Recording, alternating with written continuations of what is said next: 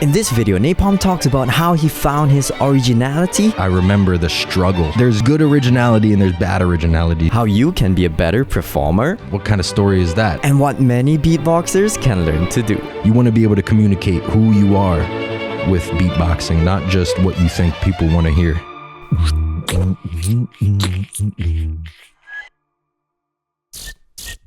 Alright, so what's up guys? Today we are here with NaPoM.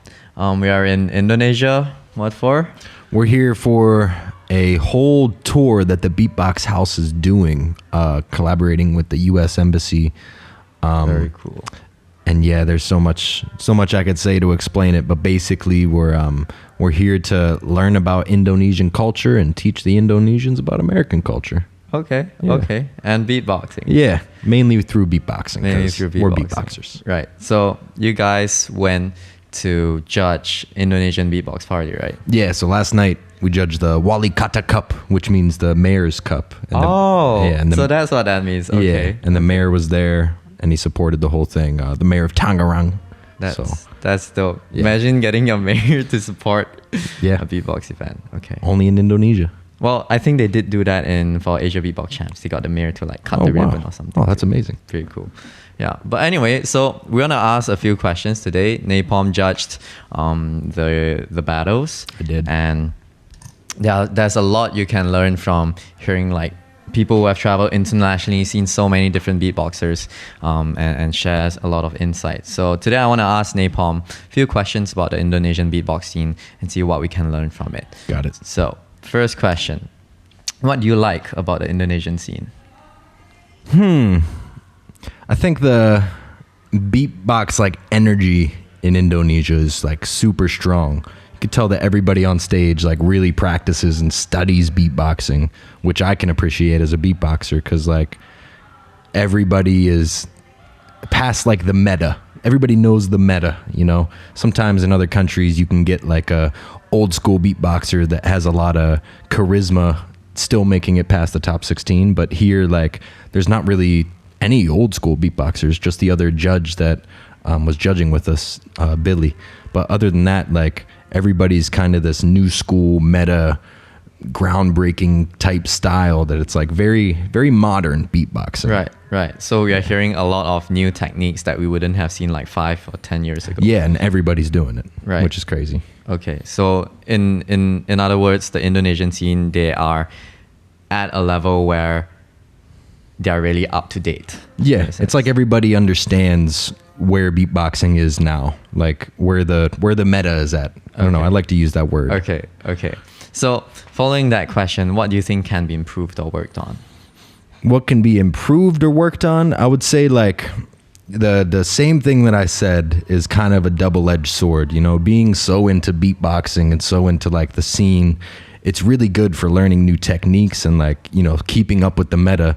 But on a like worldwide stage or, you know, even like music festivals and stuff like that, none of that really matters. Like it doesn't matter how much you know beatbox wise, how many sounds you can do. It matters how you do it and what you're trying to tell people with your performance. So like a lot of the people I saw battle were like very battle oriented, which is a good thing. That's not a bad thing. Yeah. But like you can tell that their mindset is very much in the beatbox mindset and trying to do like the next big technique or the craziest combo, when like in reality it should just be about expressing yourself and expressing your music. And a lot of people that I saw battle weren't really expressing themselves. You know, they were like expressing dope beats to try to win a battle, but it was hard to like differentiate the beatboxers because nobody was really putting their soul into it as much as, you know, some other places. And I don't really know what the reason for that is, but I think it's just going to take some time for people to like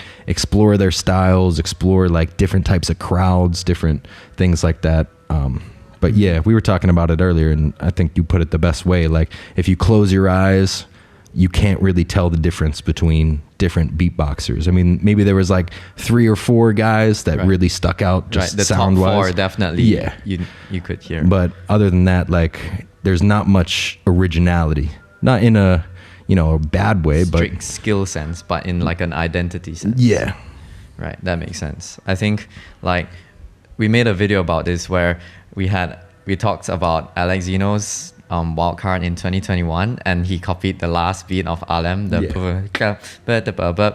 part. And even though he copied Alem's wildcard, but in that sense, it was still super original because he was using it, doing it in such an Alex Zeno way that no one else could do. So in that sense, it's not strictly original from a like sound or beat arrangement perspective, but he was embodying his character in the wildcard. And I guess that's something we kind of lack in knowing or developing ourselves as artists or beatboxers or battlers. Yeah, that's a good way to put it, because like people, even me, like sometimes on stage I'll just do like a classic beat, like that beat's been around for 20 years. How many freaking people have done that beat? But it's like, if you look at it from a very judged or technical point of view, yeah, you're copying Roxer loops, you're copying Alem, Kenny Muhammad. But if you're trying to say something with these sounds and with these beats that is something that nobody else has really said before, then that makes it original. And like, there's good originality and there's bad originality too, because sometimes people, they try to do like the wildest sound possible, like a duck click while shaking your cheek and doing inward bass at the same time. There's good originality and there's that kind of originality. And I think what really makes you original is just being yourself, because there's nobody like you anywhere. And like, shit. Yeah, I totally get that. And I guess a question the viewers may have now is, so how do I get there? Like, I know I need to be original. I know I need to embody my character in my beats, but how do I do that? Yeah, I think it takes time. You can't really, it depends. Some people, like, it has to do with like a lot of mental preparedness. Like if you're a person that has anxiety, like it can be hard to express yourself, you know, freely. Yeah. And that can just take time, you know, to really figure out how you want to express yourself and how you want people to hear you. I think experience and time is a big one. And just being like open to fail, really.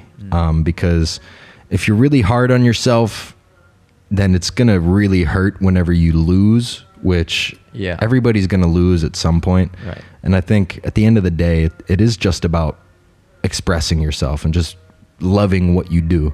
Like, I know as a judge, what we like the most is seeing people do what they're good at. We don't like seeing people do what they think we want to hear. You know, Right. It's just, we like to see people express and be original, but not just original. It's like, be who they are, which makes it original. Okay. Yeah, and I guess maybe one struggle is we don't know who we are yet. Yeah, that's a part of it. And a lot of beatboxers are really young too. So like, it's like the journey within the beatbox world where you're, you know, you find beatboxing, you learn all the meta sounds, and now you can do, you know, a basic D-low beat, you could do a basic collapse beat, but like you said, where do you take it from there? Yeah. And I think you just got to be open to growth and open to change. From your experience, how did you find your style or originality? It's an ongoing process. Like, it really never stops. Right. I still feel like I need to practice and like make new stuff, because the beatbox meta changes every day, because there's people around the world that can do it, and like there's billions of people in the world. So if you think that like one thing is going to stick, then, and just that one thing for a long time, then it's probably not going to work. Like, you always got to try to maneuver around different people's ideas, and like, especially if you want to get into battling. But yeah, I mean, for me personally, I was really big in like the EDM scene in my city, and I tried to like perform at a lot of different shows. So through doing that, I like kind of molded my style to please those people. And there's so many different ways you can be original, because that's what I did. But other people, they might, you know, go to Berklee College of Music and drop out and start busking in Boston. Shout out to Gene. Right. He made a whole brand new style, something that people have never done before, through just like really going for it, you know, and really just knowing that he has music that he wants to express, but can't do it with the other instruments, like not can't do it, but can't really dive deep and like straight up speak what you're feeling. Like, Right. We speak music. yeah, exactly. I mean, beatboxing is incredible. And I think anybody that decides to beatbox, it should be, of course, about yourself, but you should really make it a point to share it with other people, because most people don't know what beatboxing is and don't know like what it's capable of. Those of us that watch YouTube videos every day, it's like, yeah, D-Lo's freaking sick, you know, Collapse is insane, but like you gotta learn how to communicate with regular people through beatboxing. It's a thing I tell my students a lot, like beatboxing and performing for people, it's like communication. And even if you have something in your head, you're like, you got this feeling, you got this idea, and then you go out and perform it. Like you got to figure out how to communicate those ideas the most optimal way. Like, Okay. which can mean a couple different things, like, you know, really making sure your sounds are clean. Like if you're doing kick drums, make sure it sounds like a kick drum, because that's like having good intonation with your speaking, you know? Yeah. And beatboxing is the same way. Like people can naturally grasp onto rhythm, they can grasp onto clean sounds, recognizable stuff, but you got to make sure that those are on point, because if they're not, then it's like you're not speaking clearly, you know? Yeah. And it helps. It's like if people don't understand what you're saying, it's just noise. Yeah. It doesn't make sense to them. Same with beatbox, right? Yeah. When we make music, as inhuman as what we do sounds, it still should kind of make sense to the listeners. Or at least if that is our goal. If we are just trying to like do things that they don't understand, then yeah, sure. But ultimately, if we are creating music to be shared, then our goal should be understanding how this can make sense to other people, not just us. And that's not something that comes overnight. Like a lot of shows that I've done, like I remember the struggle of getting people to understand my ideas. You know, like even when I first started, I was doing some pretty cool beats. I had like the zipper beat. But like when I went in front of crowds, I was always a little self-conscious. Like, are they getting this? Are they really like, because I put my life into this art form. Like, are they seeing that, or are they just hearing me make noise? You know? So cleaning up all these rough edges that really allow people to understand what it is you're doing is really, really important. Like these days, I'm comfortable enough to go do a show, not really think about it, mostly like DJ and freestyle my beats. And like, I know that the way I communicate my music is very digestible. So like, no matter what it is that I decide to do, I'm pretty confident with it, because I know that like my sounds are going to be clean, my timing is going to be good, the tones are where I want them to be. And like, what are you going to do if you're listening to that? Like if you hear a dope beat at a concert, whether it's beatboxing or not, people are going to like it. You know? And like, yeah, it does take time, but you can really accelerate that by just going out and doing as much as possible. Like, you know, try to go out and do shows, try to go out, do more battles. If you're into battles, go do open mics, try to go to schools and talk to kids, you know, like there's so many different options beatboxers can take. And I would like to see them expand their horizons more and just like do more types of things, you know, especially here in Indonesia, because I noticed that, like I said, every beatboxer is very much in that beatbox meta mindset. What's the craziest shit I can do? You know, really loud sounds or crazy basses, high sounds. But like, you want to be able to communicate who you are with beatboxing, not just what you think people want to hear. But it can be a balance, because pleasing crowds is important. You have to have situational awareness of like who's listening to you and kind of cater to them. But you don't want to overdo that, because at that point you're just trying to please people and it's not pleasing to you anymore. There can be a really good balance between like beatboxing for yourself and beatboxing for everybody that's listening. Okay, so basically we know that it's important to make yourself be understood. Yeah. But at the same time, if you're doing just what is already understood, you're never going to uncover anything new. Yeah. So kind of finding the balance between bringing some new ideas, something fresh. Like when the lip roll came on scene, and other people, when my friends hear the lip roll, and if they're non-beatboxers, they're like, what is this sound? Yeah. And when you can contextualize it in like, you can't roll like this, like, then people actually, oh, you can use it like that. And they start to move to it because it's music. Yeah. So it's putting things in context in a way people can understand. Yeah. And that can ultimately drive that good balance of beatboxing something new, creative, innovative, but at the same time, understanding who your audience is. That's a good way to put it. I like using the word context too. And like, you wouldn't think to use some terminology like for beatboxing, but like, you know, beatboxing can be storytelling. And if you're telling a story, you're not just going to start off like the airplane food was bad. Like, what kind of story is that? You got to give it some context. Like, I had to take a flight to Indonesia because we were going to go do a tour. And then we got to the airport. I was hungry as fuck. And then we got through the gate. I was so excited to eat this airplane food. And then the airplane food sucked balls. Like, that's a better story. Yeah. It might not be good, but it's a better story. Yeah. There's like some dynamic to it. You're taken on a journey, I guess. Yeah. And you can do that with beatboxing too. Like, I know in like battle rounds, it's a little harder because you only have 1 minute and 30 seconds, but like you can still set the foundation for what it is you're trying to say. If you go on stage, like I like really comparing it to speaking. If you have like a speech that you're trying to share, you have a very important message and you just go on stage and start screaming it, like just super literally, the world needs to do this. Like, you're going to come off as a crazy person. But if you break it down, introduce yourself, hello, everybody, I have something to say, and this is why I want to say it, yada, yada, yada. You know, you can do that with beatboxing. Give your ideas context because it'll hit harder. It'll mean more to people, you know?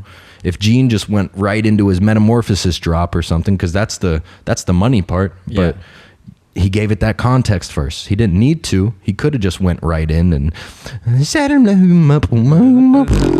but no, he gives it context. And that's a very musical way to do that. It doesn't necessarily have to be musical genius like Gene, but same kind of concept, you know, giving your stuff context. I love that word. Yeah. So when it's given context, it becomes a lot more memorable. Yeah. Because like Gene, we remember that drop. We may not necessarily remember very clearly what happened before, but because of what happened before, we knew the destination that he wanted us to arrive to. Exactly. And that's like thinking of it in terms of a journey and a destination. What's your main point of the speech? Yeah. Yeah. Okay. So awesome. In light of like knowing, okay, here's the theoretical part of it. How do we kind of put that into practice? Let's say, like you mentioned before, go for battles, kind of perform more, get yourself more in touch. And I think one challenge is maybe those are less available, like let's say battles or performances. What if that's not available to the community? How can maybe community leaders, or if you're part of the community, what steps can you do to make that happen for yourself and others? Yeah, I mean, I think like, you know, drunk people love to listen to beatboxing. People that are at music festivals love to listen to beatboxing. Like people that are into music, art studios, anybody that's into art or expression in any kind of way will listen to beatboxing. So if you think that there's not, you know, somewhere to apply this, I guarantee there probably is, but it's not where you think you want to be. And then that gets into pushing yourself out of your comfort zone, because maybe you're out there performing for like 60-year-old visual artists, but they're going to love your beats more than your parents do when you're practicing in the shower and they're trying to sleep. I mean, really. That's fair. I think really pushing yourself out of your comfort zone, because a lot of people probably think that, like, you know, there's one or two ways you can go about getting good as a beatboxer: joining the battles, going on Discord, you know, trying out your rounds and stuff, which can work. But I think there's, you know, beatboxing can be performed for anybody and anyone, like everybody and anyone. I just said the same thing twice. Yeah. Like it's a universal language. And if you're on the younger side, don't beat yourself up too much, because if you're 14, 15, your parents might not take you to the battle that you want to go to, and that's okay. It takes time. You got to be patient with that. But in the meantime, of course, stay up to date with beatboxing and practice techniques. And, you know, anybody can go on Discord as long as you got the internet. I don't really think that's the end all be all, but of course, do it if you got nothing else to do, because that's the only place where beatboxers are always chilling, you know? So like really push yourself out of your comfort zone, because what you think beatboxing couldn't apply to, it probably could, like for almost everything. Like any types of entertainment, music, artistry, beatboxing can collaborate or, you know, be a part of. Wow, that I really like the word of go out of your comfort zone, because that's not something, I mean, the word itself contains the very fact that it's not something we are familiar with. It's not something we do very often, but only if we do that are we going to grow, are we going to get out of our current circle. And I guess hearing what you say reminds me of the need to perform for people, right? Not like in person. Online, that's really valuable, but like you said, it's not the end all be all. When I came to Indonesia, I wanted to film some content like beatboxing for strangers. And I hadn't really done that before, not in like a random stranger setting, walk into a mall, just beatbox for one of the staff. And I actually tried that. And it's a whole different experience, because you kind of get nervous. Of course. As with a lot of performances, or if not all, and you just don't know how it goes, because you're like, it's not something, you just don't go talk to random strangers for no apparent reason. Especially to beatbox for them. And for me, I would consider myself as currently like an average beatboxer skill-wise. So there'll be times where I'll be like fumbling or like messing up and like trying to cover it up. But the thing is, they don't really care. They don't care. If you can show them with confidence, like, hey, this is beatboxing. If you can make it make sense for them, even if it's just one person, you're spreading awareness about beatboxing and they learn to appreciate it. And so I was just doing like, and just that, they were like, whoa, that's so cool. And that's enough. Yeah, it really is. And yeah, there's a couple other beatboxers that I've seen do that, like Ozelis and Mr. Wobbles back in the day. And like, I love the guys. They're not the best beatboxers in the world, but like you said, with that confidence and that charisma, going up to people and, you know, feeling happy enough to do that, it's very liberating, especially if you're like, you know, nervous before you do it. I'm sure after it's done, it's like, shit, that wasn't so bad. Like it wasn't so hard.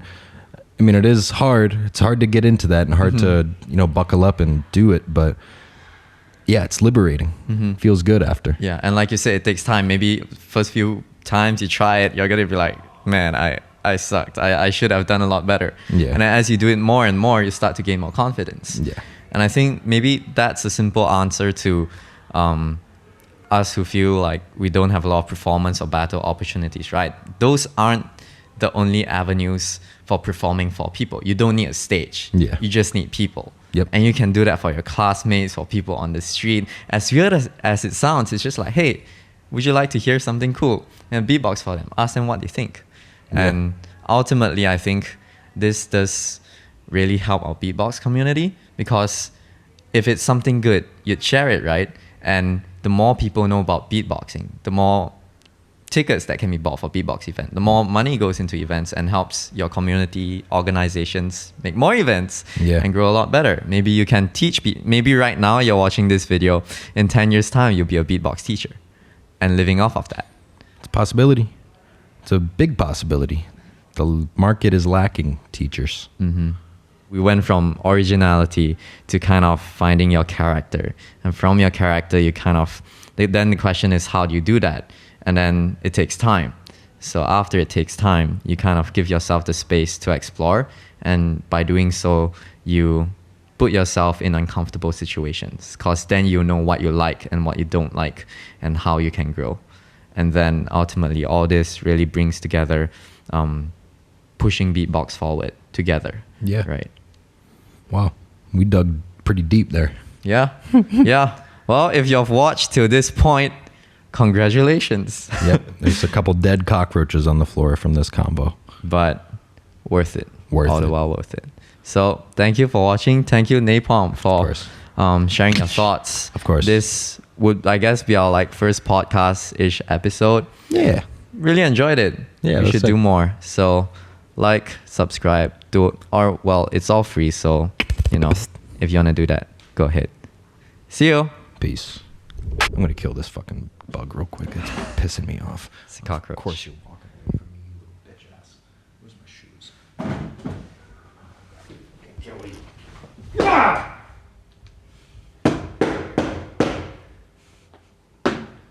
It's dead. Once again, we're here in Indonesia. As a community, it looks like there's a lot. He's killing the cockroach. Oh, it's still alive. It's a different one. Oh, for real? Yeah. Then where's the there old was one? like 3 on the floor. Okay. Yeah. Shit. So, where were we?